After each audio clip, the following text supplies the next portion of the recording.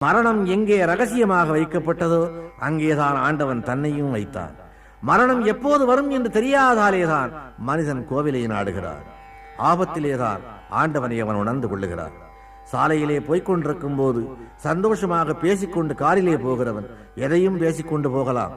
ஆனால் அந்த கார் ஒரு மரத்திலே மோதும் போது அவன் வாயிலிருந்து அவனை அறியாமல் வருகின்ற வார்த்தை ஆண்டவனே என்பதே தவிர அடுத்தொரு வார்த்தை வராது.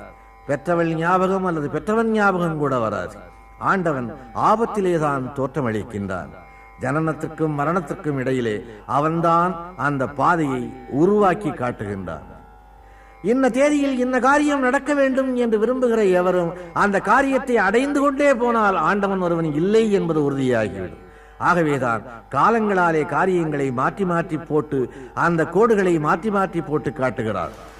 அவனுடைய விதிப்படிதான் நம்முடைய பயணம் நடந்து கொண்டிருக்கின்றது. ஒரு பெண்ணை